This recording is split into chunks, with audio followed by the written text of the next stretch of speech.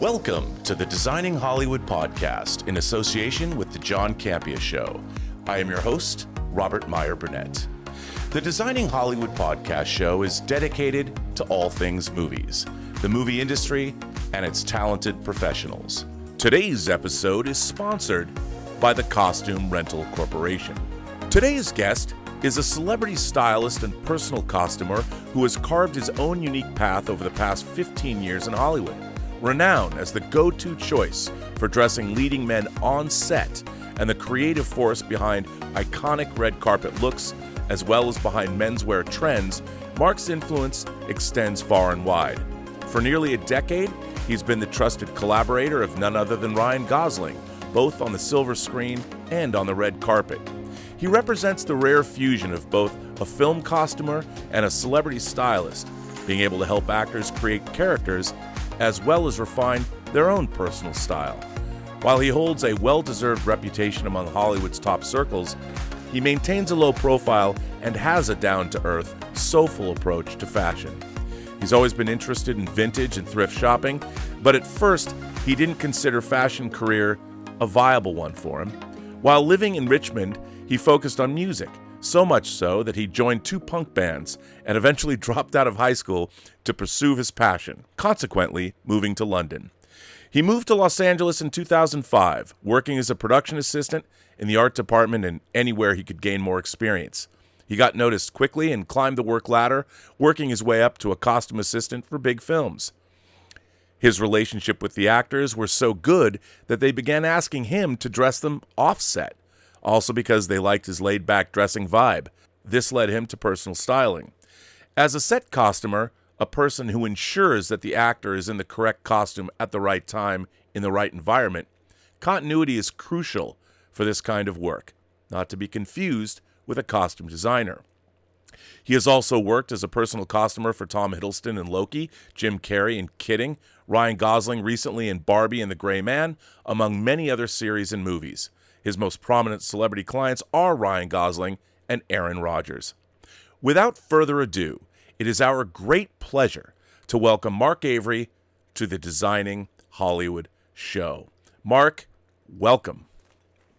Thank you, Robert. I appreciate you having me. I'm a fan of the podcast, and it feels great to be here. Well, reading about you and reading about your history, I'm always curious. I too began working in the industry as the art department PA. And I'm curious with your background in music and everything. Did you grow up as a movie fan, and did you ever see yourself as working in Hollywood, not just on set, but with celebrities? Well, yeah. Well, first of all, I'd like to say that I had a deep passion for television and movies, and coming from kind of a working class family, there wasn't a big divide between the movies and television in the sense that I wasn't able to go to the movies a lot. I'm 50, so I was part of that generation that first started getting, you would rent the VCR, you would rent the movies, and but that was living for me. A weekend where you'd have 2 or 3 movies to watch, and I would watch every rerun possible. So yeah, from early on I had a passion for film, but like a lot of people, especially from places like where I'm from Richmond, Virginia, it really felt like a far off magical land. And the idea that there was a career attached to that, and it just seemed it was a magical box that magic images came out of. The idea that there were actually people behind those images was already a leap, much less that I would be part of that community. So to give you a short answer, I didn't ever see myself being part of that. Well, it's amazing. And knowing that you came from music, which is also another artistic endeavor, and then sort of made that transition, did you have an artistic academic background? Like in school, was music or other forms of art something that you were studying, and how important might that have been to you? Well, I was doing a lot of studying, but I wasn't doing it in school. I spent time at the local record store, following the older guys around, seeing what they were buying, asking questions. I lived in a town that had an art school, VCU, so I would go downtown and see bands. And, my education just came from really being curious. Sure. And being a little bit of a pester to just kind of refuse to go away and want to know about those people that were creating art in any form. But as you stated in your very, very flattering introduction, I did drop out of high school to play in punk rock bands, and I did kind of seek that on the road kind of education. And Right. so everything I know about film and music and television all kind of comes from life and just being very, very curious. Well, I love the fact that, I think a lot of the people, I mean, certainly it was true for me. I'm from Seattle. I picked up and one day left. I was a big fan growing up of all these things like you. I worked in record stores and video stores and things like that, and went to shows and was sort of self-taught as opposed to going the academic route. But what was it that what was the impetus to finally move to Hollywood? What was it that sent you here finally? Well, I lived in London for a couple years before I moved to LA. And, I was in a transitional period in my life and in my career. I was kind of at the end of my music career in the sense that I had really taken it really far. I was lucky enough to be in bands that had, a small record deal, eventually had a major record deal. Got to tour, spent a lot of time in Europe, but most people, their career in music is an arc. Unless you're the Rolling Stones, you have your way up, you have your moment of peak, whether you're aware of it or not, and then you're on your way down. I was really aware that I was probably past the peak in my music career, and somebody who was very self-made in the sense that I didn't have a lot of formal education. I knew whatever the next step for me was going to be the same route. It was going to be self-made. So I knew so little about the business. It's funny to think about. I literally called it the movies. I was just like, I want to work in the movies, and Sure. to me, the movies were made in Los Angeles. So that's really what guided me to go towards Los Angeles. And I thought, I'm making kind of victory laps on my old life. And so the sooner I get to Los Angeles where they make movies, the sooner I can kind of start that journey, knowing that I would have to start from the bottom and knowing that I didn't really have any resources or connections. I just kind of, you want water, you go to the well. And that's what I did. Well, I mean, that begs the question. Obviously, the old adage, it's not what you know, it's who you know. So when you arrived in LA, did you have contacts? Did you know anybody here? Because early on in your career, I noticed you started working on like James Gunn's show PG Porn, and then you worked on his film Super. And I mean, I've worked with James as well, and he's a terrific guy. And how did you find your way into the industry? And you started out as a production assistant, which I've always thought was a great way to begin, because you're on set and you learn more in one day on a set than you learn in all of film school for 4 years if you go to college. So how did it happen? How'd you get in?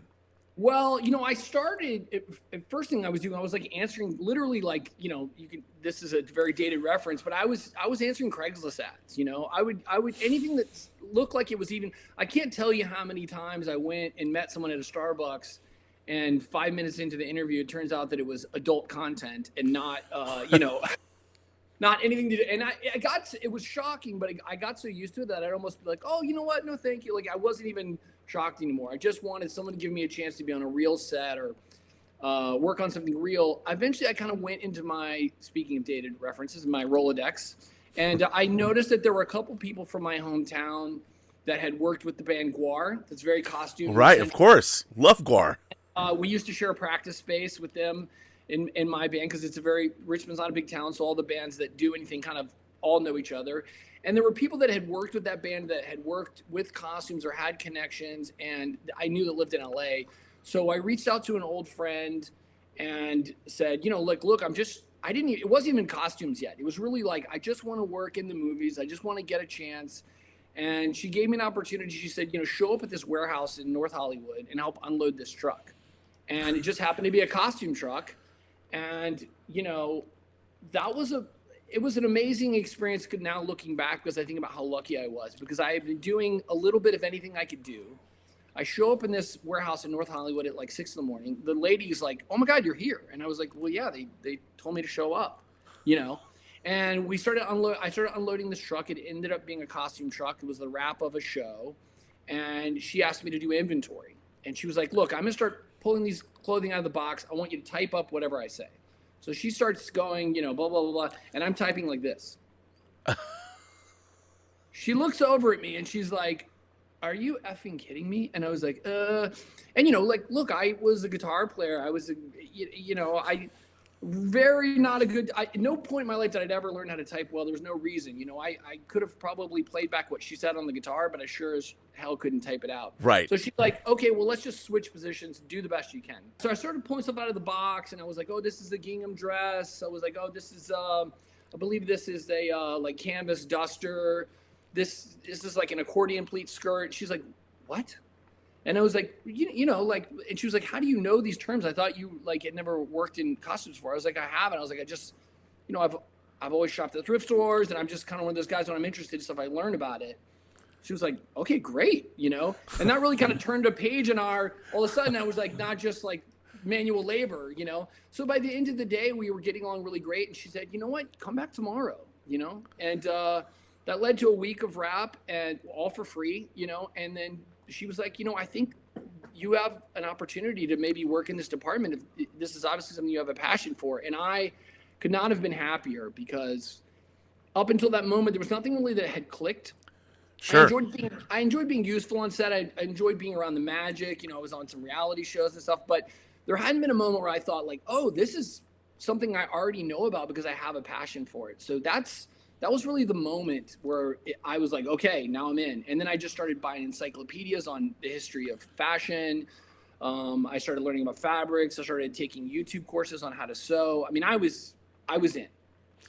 What I love about this, and I've tried to explain this, because a lot of people that do watch this show that are non-industry people watch it to figure out like how can they get involved in the entertainment industry. And I think that your story is one of the best examples. First of all, everyone has a different path in, but they always usually involve showing up and doing the work. Yeah. Having that can-do work attitude, like, I don't know anything, I'm here to work, what do you want me to do? And making yourself as available as you can, and then finding something that you already have a talent for or a knack for or knowledge for, and making yourself useful. And I think that this story right here is an incredibly valuable one to anybody who might, because we always ask people at the end of the interview, what advice can you give to people? And I think what you've done is that story just it's a great story. And I've heard variations of that theme so many times. And those are the people that find their way to success, because it's hard to explain to people that reliability and likability, in addition to talent, are also vital to getting into the business.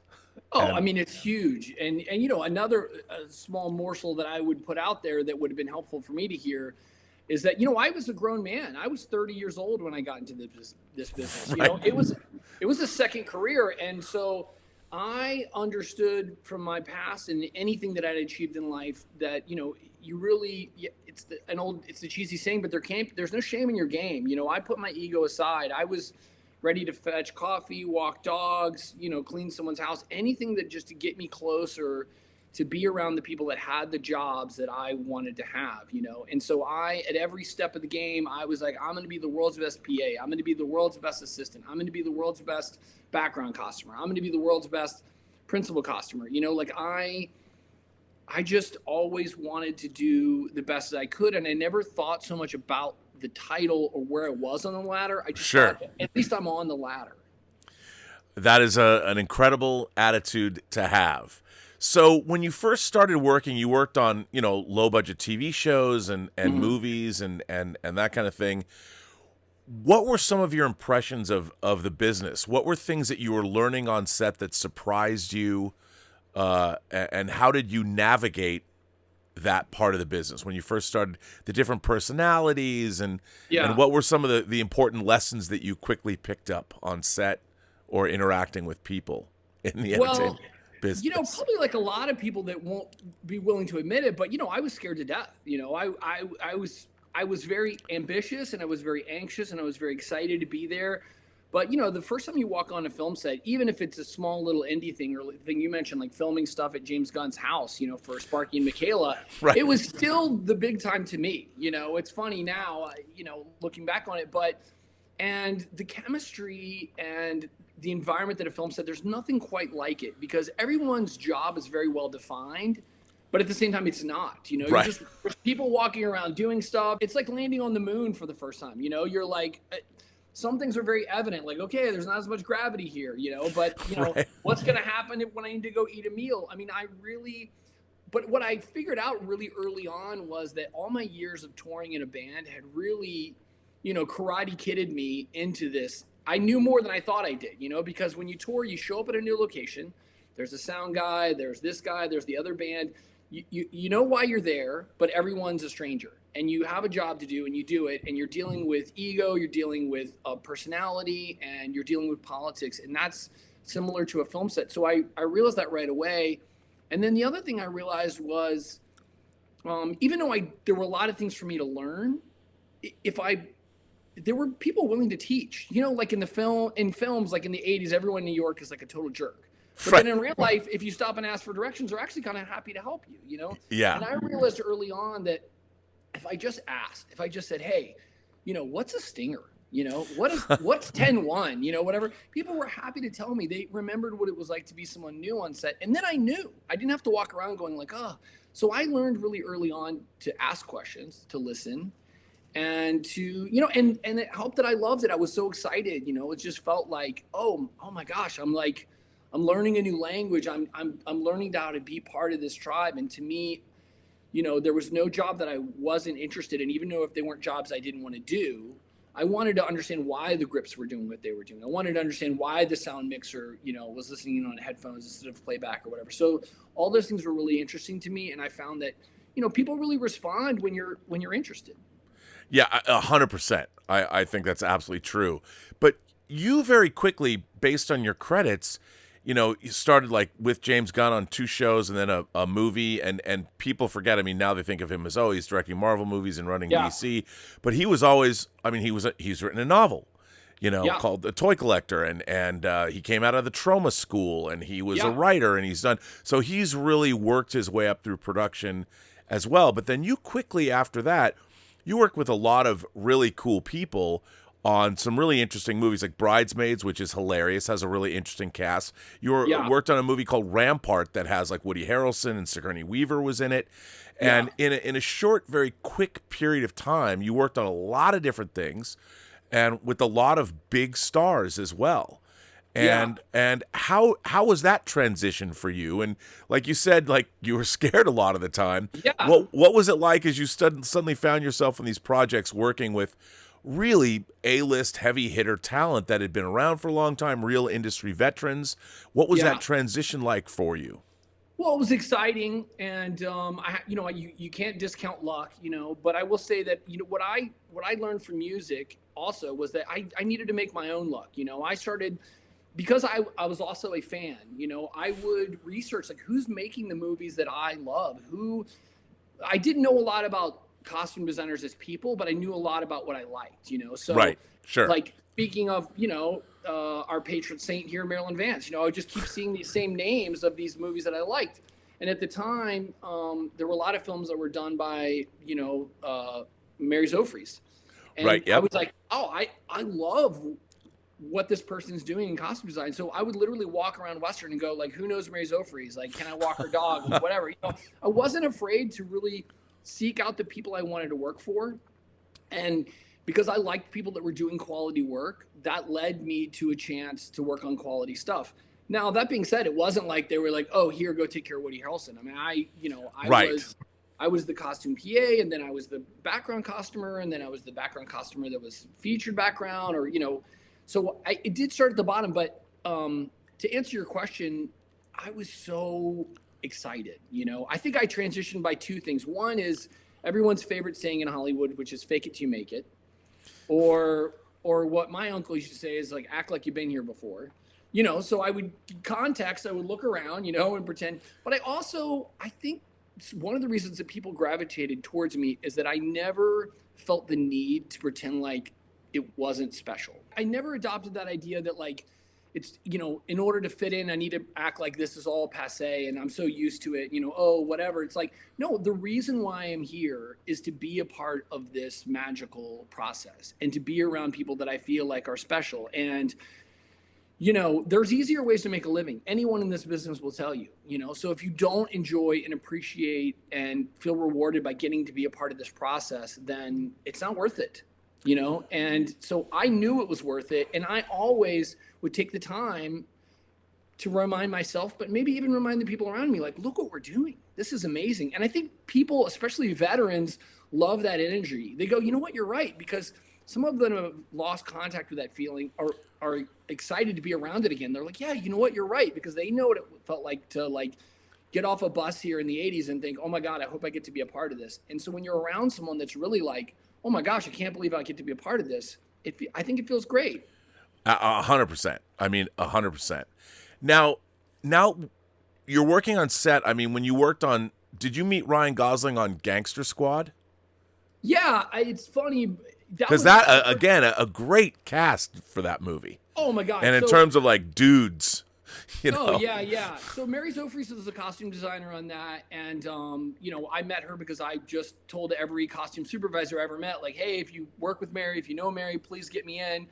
I had snuck in on a movie called People Like Us. That was my first job with her. And I got hired to do one day. And by the end of the day, I'd convinced her to keep me on to take care of background, So then that led Did she know you were obsessively stalking her?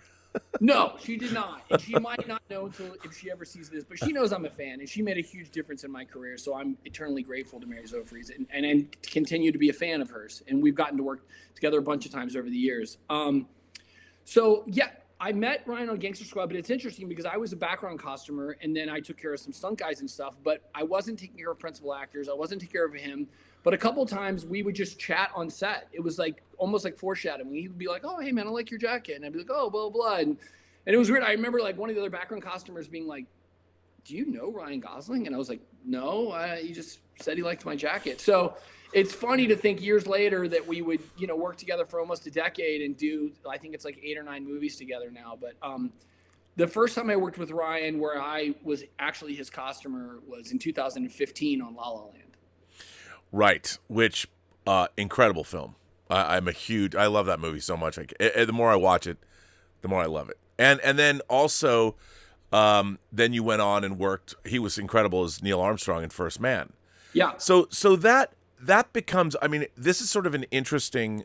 I love this about your career because I don't know the answer to this.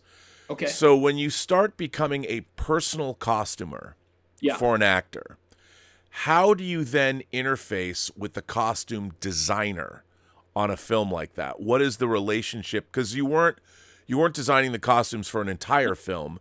So No. how does that relationship develop? And with Mary Zofries, you already, were working with her. So how does that relationship working with a celebrity, how does the interface go with the actual costume designer themselves? Well, it's really individual to the talent and to the costumer and the dynamic they have. A lot of personal costumers are just on the basically must hire list as far as when you work with this actor. It's not so much of a collaborative process creatively. It's really just, this is a very intimate job. If you get to the point in your career where you get to choose the people that you work with on every movie, especially the ones that have worked very close with you. I mean, we have to physically touch the person, and so some people's relationship is about that, just getting to work with, choosing their team and getting to work with them. Then there are other people that are part of the creative process. Mine kind of started one way and went the other. So I started as Ryan and I really like to work together. And by probably the middle of La La Land, I was bringing him vintage stuff to the trailer from my collection that was separate from the process of the movie. Those beautiful costumes are all Mary Zofries. And I didn't have any input on that, I was just lucky to be on set. But then over the years so then probably by the end of La La Land, I started doing some personal shopping, some styling for Ryan. And that led to me dressing him and styling him for the Oscars and et cetera, et cetera. So by the time we got to Blade Runner, Ryan integrated me more into the creative process, oh, this is Mark, he's my personal costumer. And then I would help him do research and we would have discussions on how he saw the character and ideas. And so over the years, I've become more and more part of the creative process. But, it really varies, there are personal costumers that like for example, like when I've worked with Jim Carrey, it's like an assistant reaches out to me, a producer reaches out to me and says, Jim's requested you. Would you like to do the film? And then the first time I see Jim is like in the first fitting, not part of the process at all.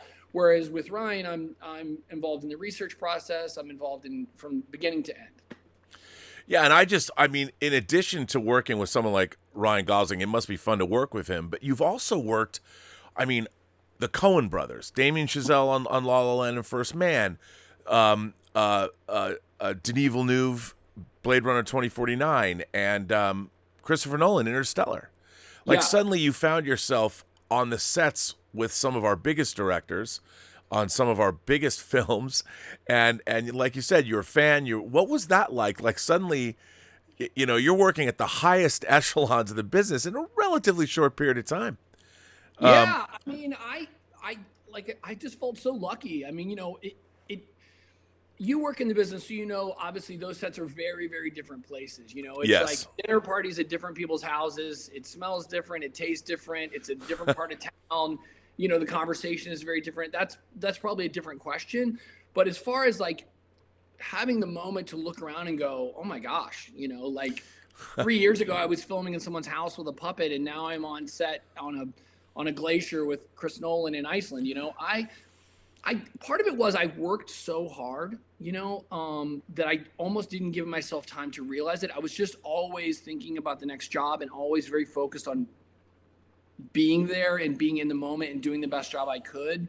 So I didn't really give myself so much time to think like, how did this happen, or do I deserve this? Because, the moment you start thinking about that, you start messing up because you go like imposter syndrome, like, oh, what, but yeah, I've been very, very lucky. And all I can say is that I think a good attitude, a work ethic goes very, very far. And I think people can, especially in our business, I think people really are great at reading people and at their energy, and whether they want to be part of the solution and whether they want to be part of the process or they're just in it for themselves. Like the way that we make movies is very segmented in the sense there's different departments that are responsible for different things and only their things, But I think a really good crew member is always looking at the overall, looking at how they could work with the other departments. For example, in the costume department, we deal with the sound department a lot, or we deal with hair and makeup a lot. And I feel like my approach has always been to have as much empathy with the person I'm working directly with, which is the actor. How do they wear it? How does it feel? How do I, are they warm enough? Are they cool enough? What do I pay attention to the actual frame? I mean, that's something I tell, very different from the stylist game, but I tell costumers, I'm like, know the frame, if you're walking in and you're worrying about somebody's shoes and it's a cowboy, or if it's shoulders up, then, these guys have been doing this forever. They know that, and they're going to eat you alive, and like, because you're not paying attention, you're not helping them do their job. You're doing your job. You're worried about your job, but you're not worried about the end product. And I think one of the best things that you can remember in our business is that what we leave on film is forever. No one's going to watch a movie and go, oh, they broke for lunch on time. Right. 100%. Now, one of the things about, like, I'm a huge Ryan Gosling fan, and I was asking you this before, but even when Ryan Gosling is out, whether he's on the promotional tours of his films, he's always impeccably dressed. I mean, the guy has an amazing sense of style.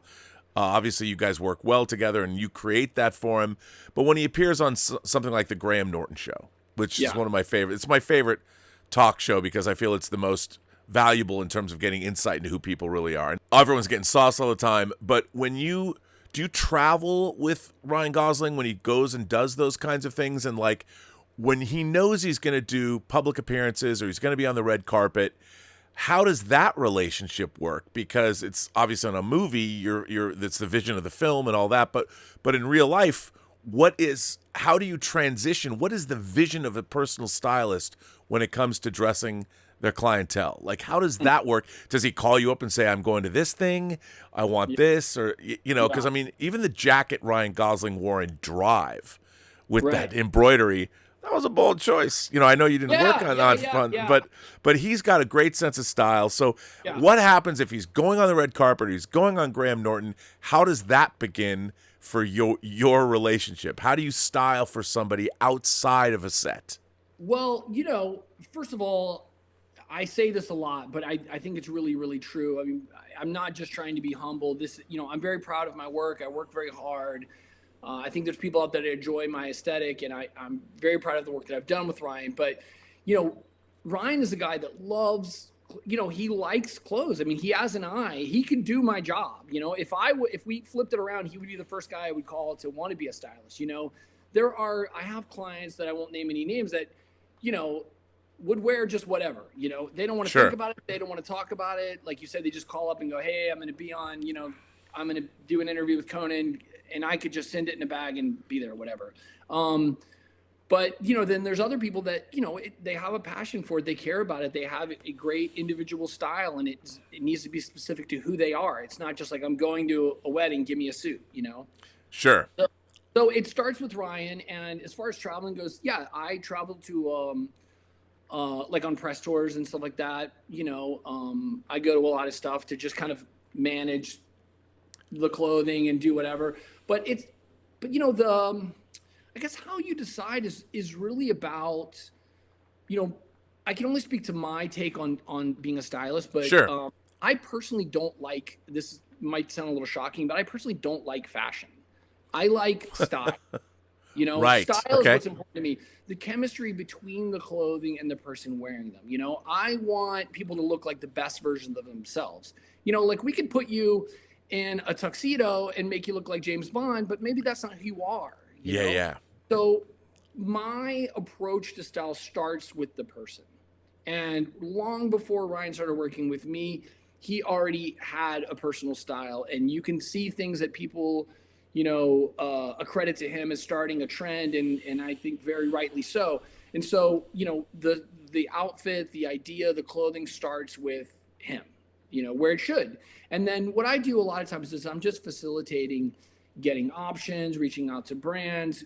Sometimes there's partnerships. Like right now we've been working with Gucci for a couple of years, so it's a collaborative process. And then also, what's the goal? Like, for example, this Barbie press tour, not only obviously, do you want to, you want to wear the appropriate outfit for the red carpet, but there was such a feeling of a team sport. Like, let's go for Barbie. It's like if you went to go see the Packers play, you're going to wear green. Right. So it was like, how do we embrace by using those pastels and really kind of embracing the theme of Barbie, and it's like a team sport. So in that sense, it's a great example of, you want the individual to look like them, but you also want to feel like you're participating in this theme that has became like a global sensation.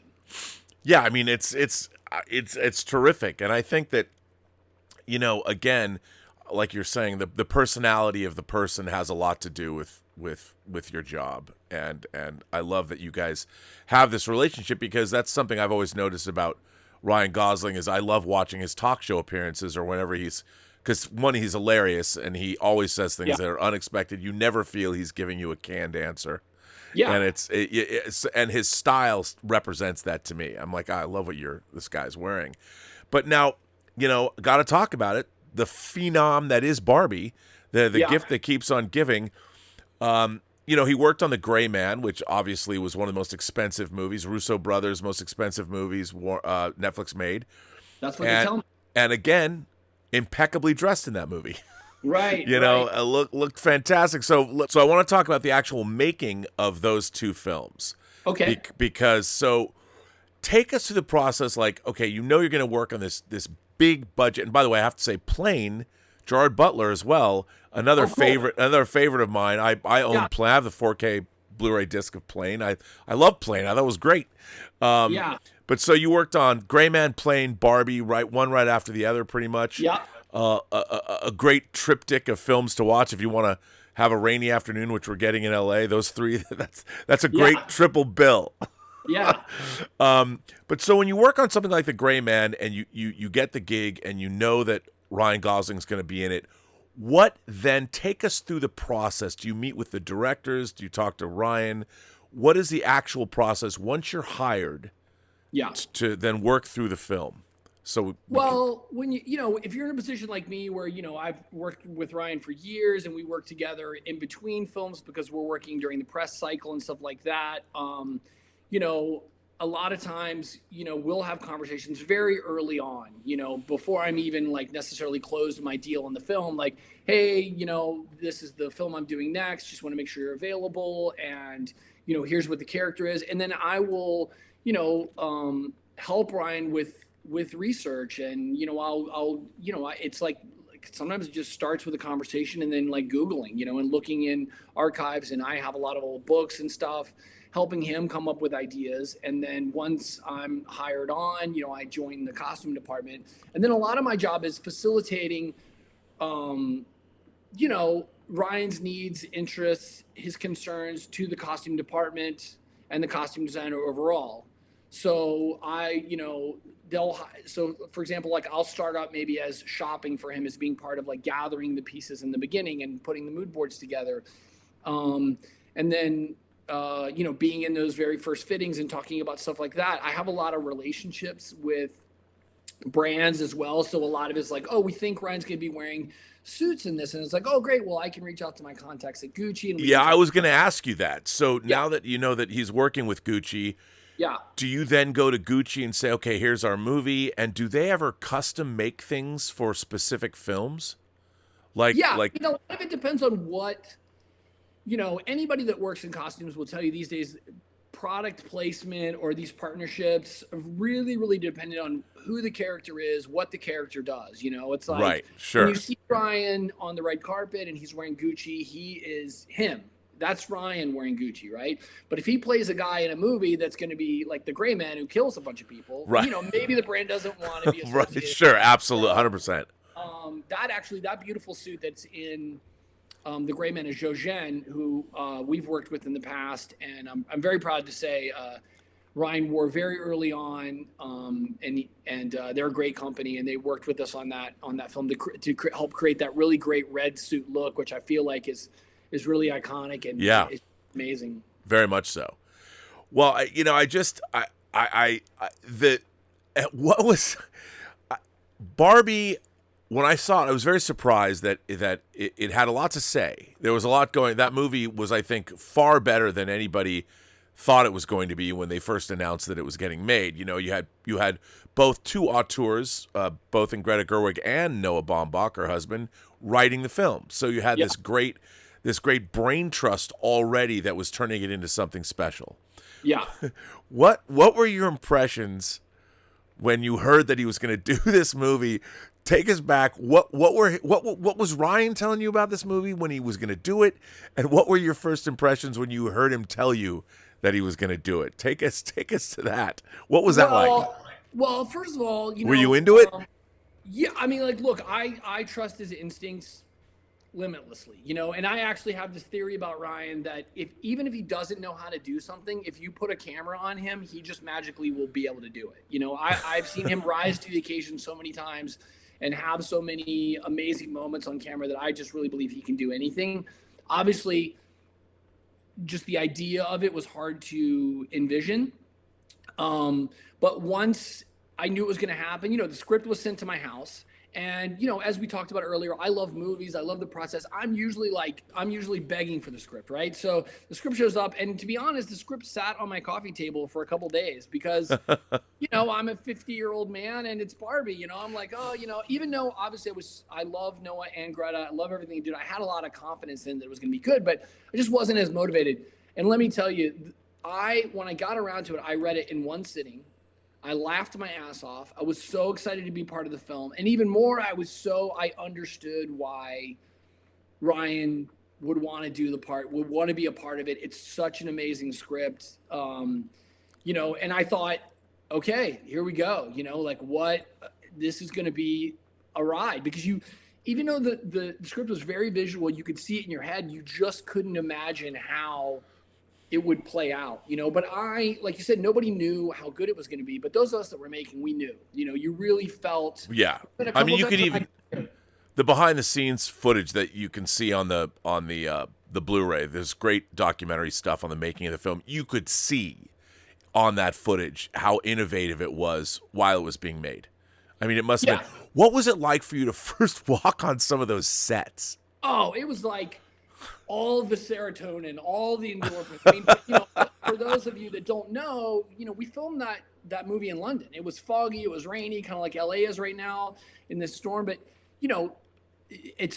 the studio that we filmed it at, was like gray. It's not there. Some of their lots are not like ours, where they're more colorful and really look like a movie lot. This kind of just looks like an industrial park with all kind of gray buildings. You walk through these doors, and it literally, obviously, there's a lot of Wizard of Oz references in Barbie, but it felt like that moment where Dorothy goes through the threshold, and it was like full color from black and white. I mean, you were just charged. I literally, the energy of receiving that much color and Rodrigo's beautiful lighting and just everyone's attitude, you knew that you were making something special, and getting to walk around on those sets all day, getting to feel that energy. It's such a privilege. And there's been a couple times in my career where I think, oh, it's not going to get any better than this. Like I worked on Hail Caesar. I'm a huge Coen Brothers fan. And I worked on Hail Caesar. And at the time I lived like 3 blocks from the lot. I could walk to work. I was working on a period film with the Coen Brothers. And I just thought, you know what, kid, take it in, because this is as good as it's going to get. Like, this is the peak of your career. And I've been so lucky to have multiple moments like that. But that was one of those moments where you knew just to take a mental picture, to take a moment to take it in, and really go like, you might have to tell this story for the rest of your life. Right. And that's okay with you, which is, I mean, of course. I mean, and it looked, I mean, being on that set, like you said, it's so great to hear that. But again, Ryan Gosling, man, fearless, threw himself into that role.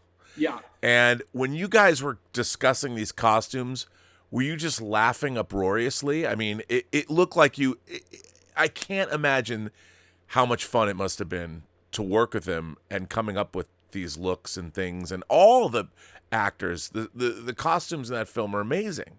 Yeah, well, let me just say that all credit due to Jacqueline Duran and the costume department, just an amazing group of artists. It was such a privilege to get to work with her.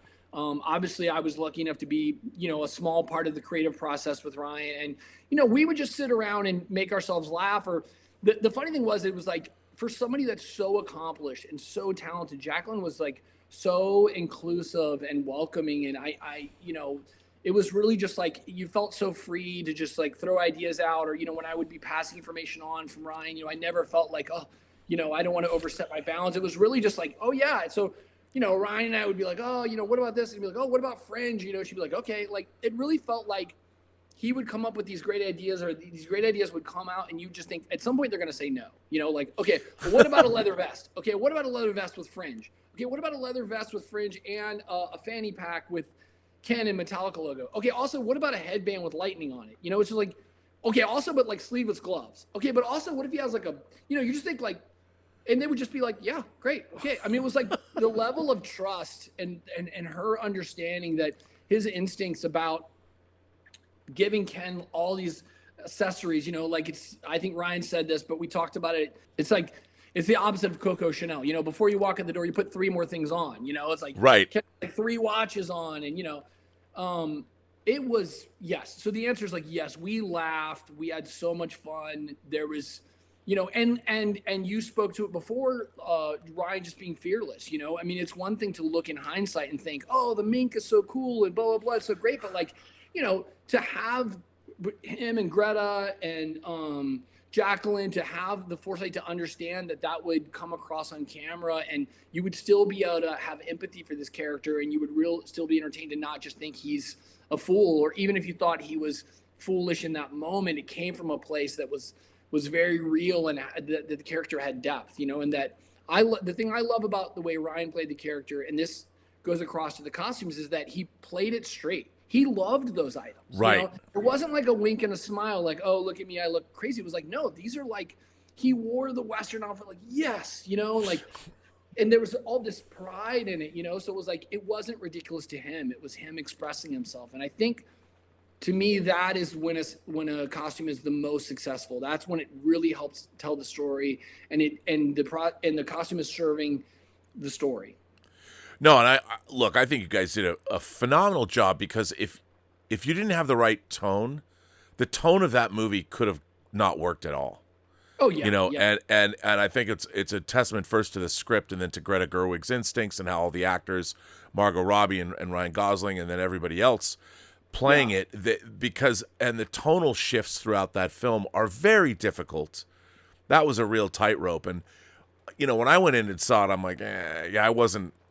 Am I gonna like this? And I was really surprised how they really nailed this tone. And obviously the proof's in the pudding. Yeah. It wasn't just a novelty. If it was a novelty, fine, but no movie makes $1.4 billion Yeah. if it doesn't have something special, that it entertains in a way.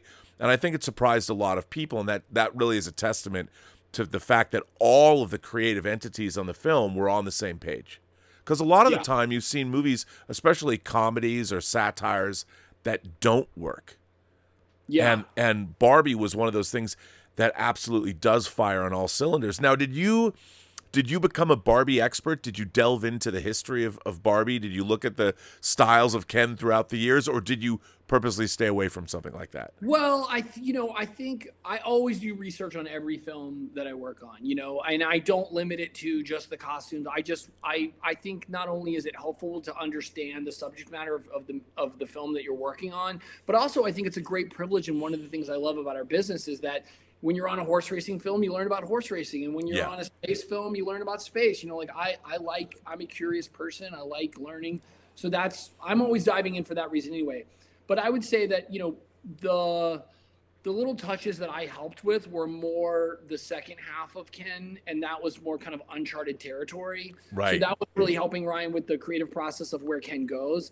And, by the time we landed, Jacqueline and her amazingly talented team, they had spent so much time and so much research. I mean, it was like mapped out a timeline. And, I mean, you wouldn't believe how dedicated and how talented that group of people is. So really my thing was really just like whispering funny ideas in his ear, like, oh, what if this, or whatever. Like, so the answer is both. I definitely did some research. I definitely was very interested in it, but the stuff that was historically correct or really kind of linked to actual outfits that Ken the doll wore was not so much the stuff that I was even involved in. Sure, 100%, 100%. I was just curious. Now, your rise in this business has been fairly quick, but you've worked with some amazing people, like you said, the Coen brothers and Denis Villeneuve. You've been on sets with him, and now Barbie, which has become the most successful film in Warner Brothers history. What has surprised you? What is something now working in Hollywood that you might not have ever considered when you first started working, but now you've come to realize? Has there been a lesson that you've learned or an insight that you've gained into working in the entertainment business that has surprised you the most? That's a good question. I mean, I think the thing that was the most surprising to me, the thing that felt like a realization that felt kind of like epic or profound, is that, all those directors are very different. And like you said, I have been very lucky to kind of rise quickly to get to work some amazing directors on amazing films. And so, they are very different. It's very different experience, very different subject matter. People run their sets very differently. There's a lot of talk about how, when you're on a Nolan set, there's no where to sit down and there's no whatever. And, and then there's very inclusive, fun, chatty sets, but I think the thing that you don't really think about until you're there and you're working on it is that no one sets out to do anything other than their best. It's Right. easy to sit back. I'm a big fan of B horror and B movies in general. My Me Amazon, too. if you click on my Amazon, you're as likely to see foreign French film as you are to see like Bowl at the Slimerama. Like I go deep. That stuff's my stuff. Sorority babes at the Slime Ball Bolorama. Yeah. Wow. You're the only person that would have invoked that movie on the show. Kudos to you, sir. Oh, thanks. I love that stuff. But, the thing that makes that stuff great opposed to the stuff that's bad on purpose or this new B cinema is that they set out to make a great movie. They set Yes. out to make the best movie they can make. And, maybe you see the duct tape on the wall here or there, or maybe you see the seams or whatever. But the intent is what you feel. And the intent behind art is the most important thing. And that's the thing that's kind of fun to realize is that when you're on the biggest set in the world and you're on like a distant location and whatever, or you're, it's shooting something in someone's living room, the intent is to make great art. and people get lucky and people work hard and people's talent takes them places. But in general, that is the universal bonding principle when you're working on something good, is that people want it to be good, and Right. getting to be a part of that and seeing that it comes in, sure, different flavors, different styles, different ways of getting there. But at the end of the day, it's a group of people that are trying to make art, and they're trying to do the best they can to make you at home feel something. And that to me was like the truth that I needed to hear. I needed to hear that, the 14-year-old me that's sitting on the couch watching movies, like, they did want me to feel that way. They did put work into wanting to make me laugh or make me scared or make me, feel emotional. So I think that's probably a long-winded way of saying that, I love it because I know that there's intent behind it. I love hearing you say that, because it's something that I've tried to explain to people, because people, if they don't like films, and people are very vocal on the internet about what they like and what they don't like. I noticed, yeah. And I think that that's something that isn't understood, that people, every single movie that I've ever worked on, whether it's the lowest or the low budgets, everyone is practicing their Academy Award speeches in their heads. Because I've never worked on a film where people were just phoning it in, ever. And I've never seen that. And yet sometimes it doesn't work out and people think that's what's going on, but it isn't. And plus, with the amount of money that's involved, in these projects, I mean, time is money, and people are trying to make sure that they're doing their best work because, like you said, film is forever. Yeah. It's going to be out there. And we're all freelance. That's another thing. It's not the situation where you have tenure or you're not going to work at Barbie for the next 20 years. Right. I worked at Barbie for 5 or 6 months and then I'm off. It's like, and someone might look at my resume and say, oh my gosh, I can't believe you worked on Barbie and Interstellar and all these whatever. But it's really about the movie that I'm doing next. It's really about the last job that I did. It's about the experience that the actors and the crew and the other people have working with me and whether they want to do that again. So I think that does create an environment where people want to do their best work, not only because they care about the art that they're making, but just survival wise, I mean, if you phone it in, there's somebody else that's not going to phone it in that wants your job, Yep. Well, now that's a good place to, when we wrap these interviews up, I always ask people, what is the advice that you can give the people that are going to come after you? You've done a lot of that already, which is great, but is there anything else that you hadn't said that maybe if somebody wants to become, whether it's a stylist, because now we've got Instagram and TikTok, and there's so many more resources that exist because of the internet that didn't exist 5 or 10 or even 20 years ago. What advice do you have for the next generation? Right. It's going to sound kind of broad, I think. But the two things that made the biggest difference in my career and in my life in general, I think, is one is just like saying yes to stuff. Like I went on, 15 years ago or 20 years ago, I went on Craigslist and just started searching the word movie or set or PA, and I took chances. I went out, I asked for things. I told people, hey, can I walk your dog? Can I reorganize your movie library? Can I do whatever? Can I be a part of this?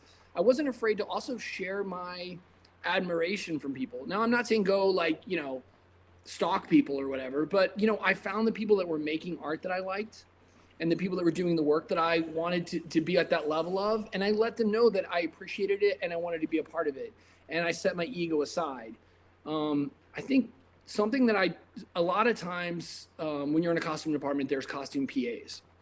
And a very common occurrence will be, there'll be a moment on a big film where everyone's very frustrated, very overworked, and the costume PA will kind of have almost a breakdown and be like, this is a paraphrased version, but it's like, I didn't, spend all this money to go to FITM or NYU fashion school and do all this stuff so that I could go get Starbucks or whatever, I'm not even doing anything that has anything to do with what I want to be here. And no one even knows my name and no one appreciates me or whatever. And it's like, and I say to them, I say, look, you see everybody around here, they've all done this job.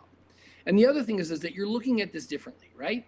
So if I send you to go get coffee and you come back and every single coffee is labeled and you have stirs and you have raw sugar and you have Splendid just in case anybody wanted it, and you got an extra one, then I go this person is detail oriented, they can follow through, they're empathetic, they think about what ifs, and they complete a task. If you mess up coffee, how am I going to trust you with things that really matter and things that are really important. So think about every task as showing your ability to work hard, to be detail oriented, and to follow through with the task. And you're not just getting coffee for somebody, you're proving to someone that you can follow through. And that's what it is. And the shortest way of saying it is like, look, if you fuck up coffee, that's it. That might be the most useful advice I've ever heard. And I've told people this and they hate to hear it, especially nowadays, because everyone believes that they're incredibly special, and that might be true. But no one wants to pay their dues anymore, and it's everybody wants to become a producer the first time out. And like what you just said, my first job was in the art department assistant. I was the art department assistant, and I was tested every day by a crew that enjoyed poking me just to see what the new kid I just came out of film school. Let's see what the kid's going to do. Right. And, every day was a new day, and it was that was a mountain you were going to climb. And like you said, being detail-oriented, most important thing ever. And on the set, look around for people that might not know they need something. And you walk up to them, can I get you something? Oh, I need this. And if you're there, the easiest way to do a good job, people will call you back because, like you said, you go from every movie's a new business. It's a new business venture. Yes. And you go from film to film to film, and if people like you and you are detail-oriented, they will call you back again. Yeah, and the theme of that is empathy.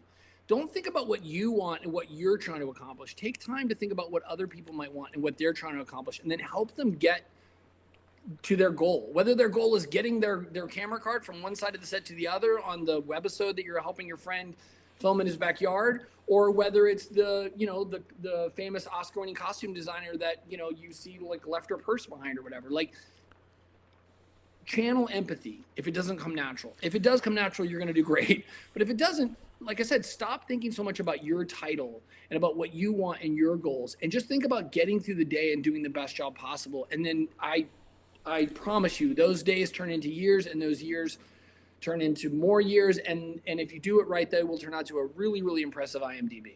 That is amazing advice. Well, Mark Avery, I want to thank you so much for being here with us on the Designing Hollywood podcast.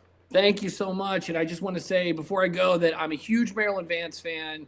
And the other piece of advice I could give you is go watch every movie she ever worked on and take notes, because that's what I did. And thanks very much to our sponsor for this episode of the Designing Hollywood show, the Costume Rentals Corporation. The variety of costumes at Costumes Rentals Corporation is expansive. CRC is recognized worldwide as the premier supplier of military and police costumes and uniform rentals. Costumes Rentals Corporation takes pride in its commitment to each customer, helping to produce the type of exceptional look needed for a successful production. A special thank you to founder and executive producer Martika Ibarra, co-founder, costume designer, the legendary Marilyn Vance, and of course, John Campea from The John Campea Show. Thank you to all of our viewers for tuning in, and be sure to subscribe to our YouTube channel. Tune in to the audio version wherever you listen to podcasts. I am, of course, your host, Robert Meyer Burnett, and you can find me on Instagram at rmburnett, or find me on Twitter at BurnettRM, or on YouTube at PostGeek Singularity. Thanks very much. Like, subscribe, and give us your comments. What would you like to see on the channel? Right down below. Thanks very much for watching, and we'll see you on the next episode of Designing Hollywood.